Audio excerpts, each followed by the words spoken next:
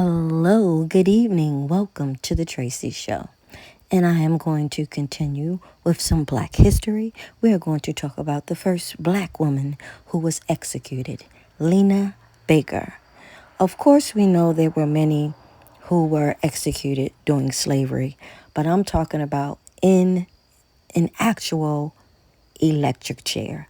Let's get into it. A pardoning, decades in the making, the story of Lena Baker, the only woman put to death by an electric chair in the state of Georgia, is still being set straight in the small town of Cuthbert. WLB News 10's Lena Allen shares how the Lena Baker story is still tipping the scales of justice today. It's been over 7 decades since the shocking story of Lena Baker happened right here in the small town of Cuthbert. It was sort of one of the best kept secrets in Cuthbert.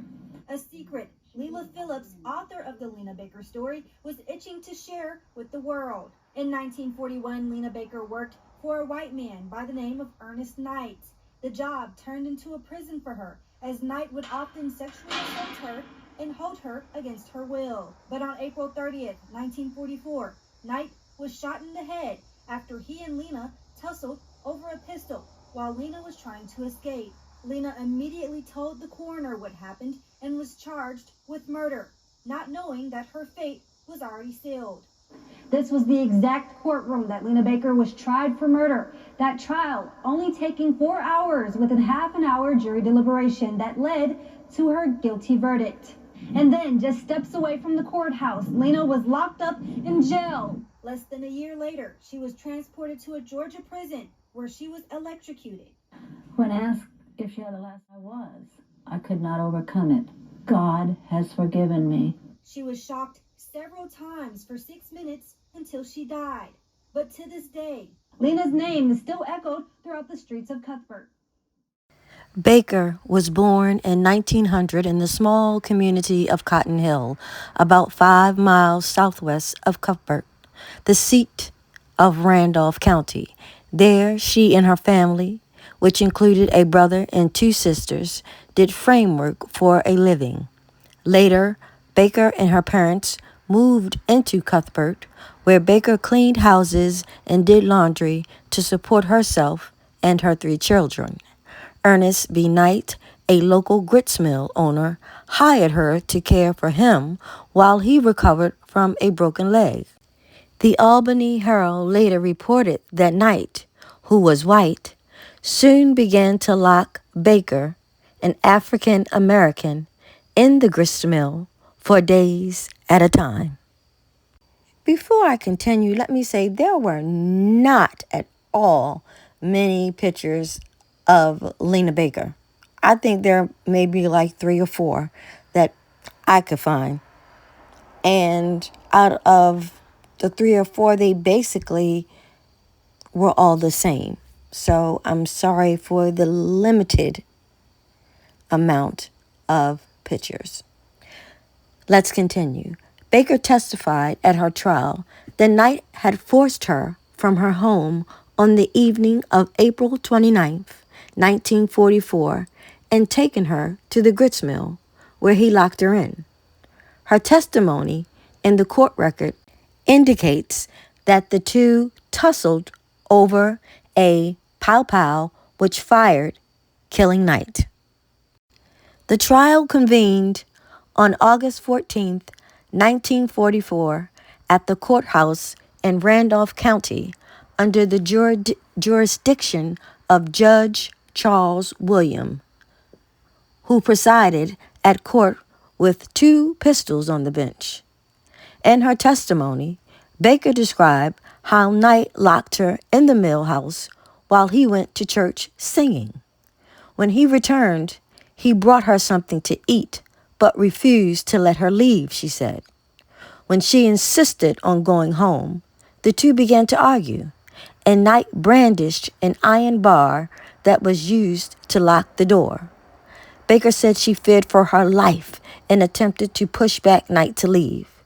As she did, Knight was shot through the head. Baker testified that she walked immediately to the house of J.A. Cox, the county coroner, and the man for whom she had done field work, and told him that she had killed Ernest Knight. The trial lasted less than a day and concluded with a guilty verdict and a death sentence for Baker. Judge Worrell sentenced her to be executed.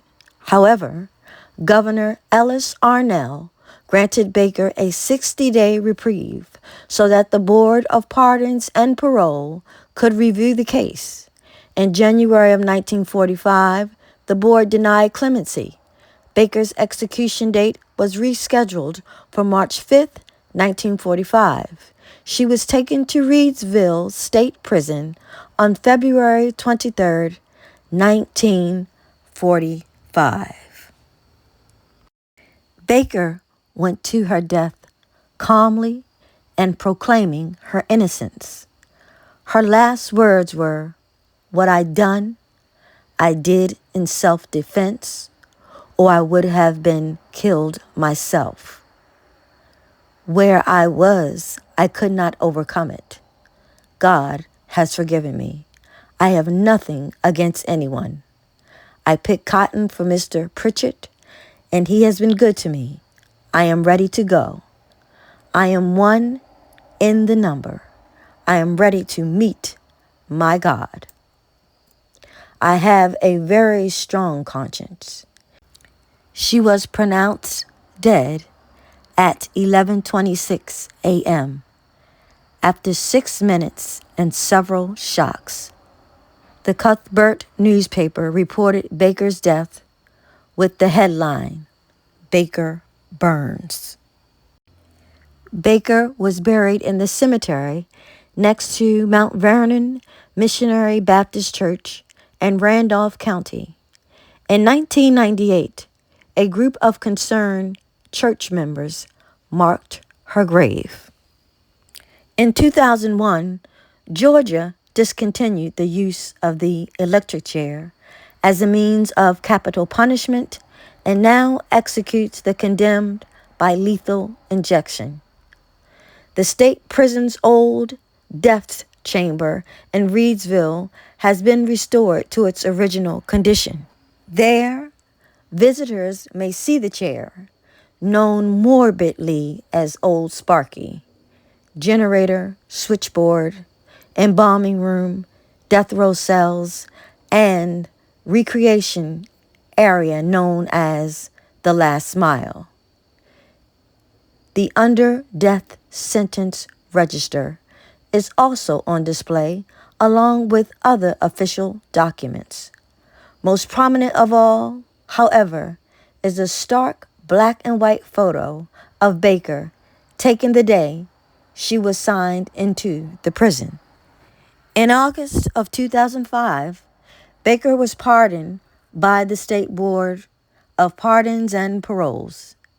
The board acknowledged that the 1945 decision to deny Lena Baker clemency was a grievous error, and that she could have been charged with the lesser crime of voluntary manslaughter, which would have prevented the sentence of capital punishment.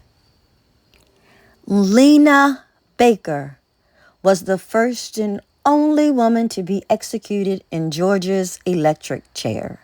She was executed in 1945 after she was convicted of murdering a man who had imprisoned her. At the time of Baker's execution, the Georgia prison system was under scrutiny for reform. If you want to see or hear more information on the Lena Baker case, or even watch the Lena Baker story, you actually can watch the Lena Baker story here on YouTube. And Tashina Arnold from Martin does an excellent job as playing Lena Baker. Thank you for listening. Thank you for watching.